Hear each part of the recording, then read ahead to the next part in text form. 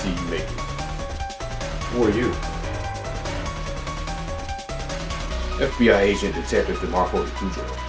The reason I called you here is because of your recent activity. Hey, we only get fined here in Georgia for it, so.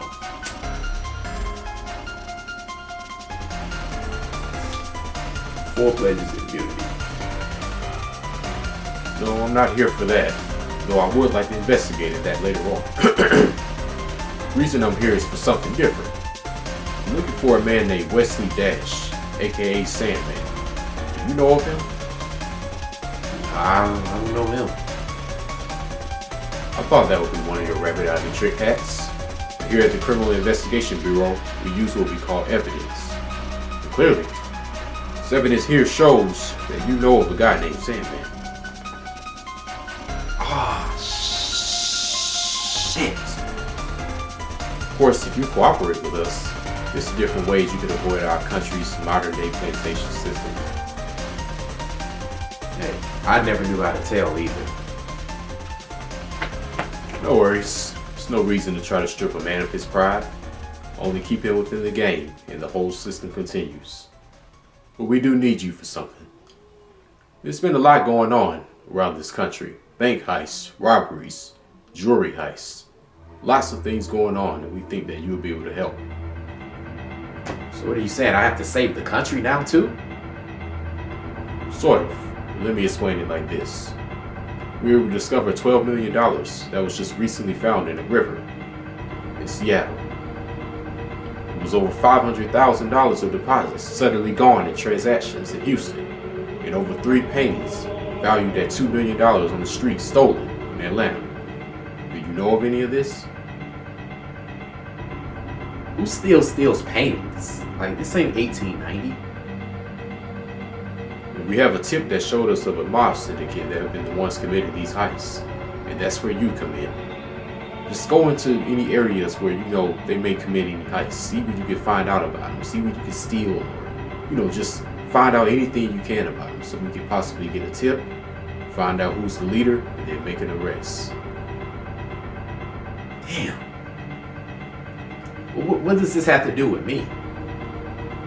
During our surveillance, we also discovered $500,000 worth of contraband. Cocaine, street valued at $500,000, pretty much anywhere around here. Your fingerprints on it. And do you know anything about that? What? Huh? Oh, hell no, I'm not fucking with that. You know what happened with that last time? Scarface.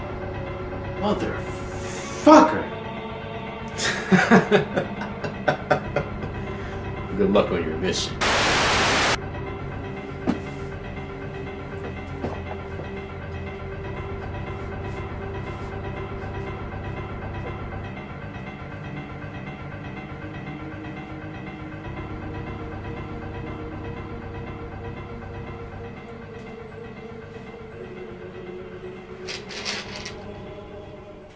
Oh shit, the diamonds.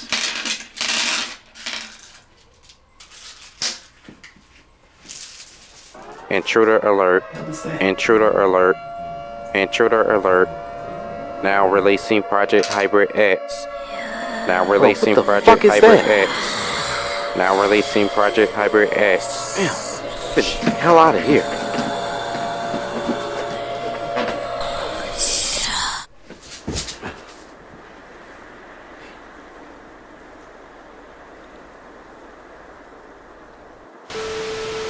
So, we meet again. Yeah. There's been some misunderstandings we have to clear up. Oh yeah, I see that. One of the members you've stolen from is a former mob syndicate sorcerer. And I think that he knows all of your weaknesses from prior video games that you've played. And maybe that's where Project Hybrid X has come from. Well, how the hell am I supposed to beat something like that in real life? The only way of defeating Project Hybrid X is to go back in time. Go back in time in your mind when things were a little bit more innocent when you played video games. Sort of childlike.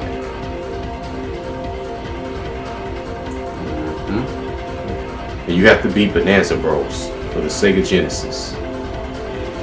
Well, got a lot of money. That's right here, man. I mean, what am I supposed to do with these diamonds? You must put down the jewels to begin the next process. This portal will transport you back to your world. Remember to keep that childlike energy, have it remain, or you'll get lost in this realm.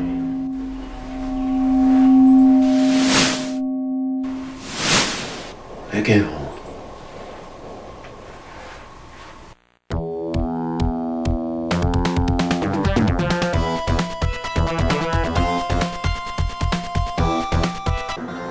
Alright. Let's go Bonanza. Bro. I've got to be open about this. This has to be one of the best guilty pleasure games concocted of all time. And this is for any platform. I wish they could have made a remake of this because it's still one of the most fun stealth games I've ever played. I spent hours playing this game. I mean, countless hours burglarizing mansions, casinos, banks, and art galleries. If there's anything I most remember about this game, was how it was the tall, skinny guy that was wearing the red shirt and then the short, fat guy that was wearing the blue shirt. And they always reminded me of the characters from Home Alone.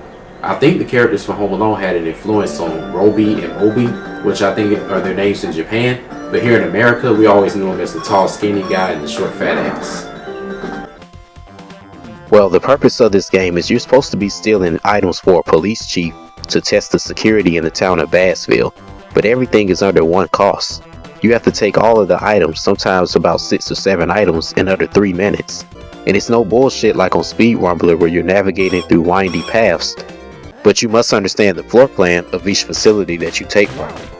There may be guys in sunrooms, guys waiting in the kitchen, or you might even find somebody trying to clobber you in the science lab.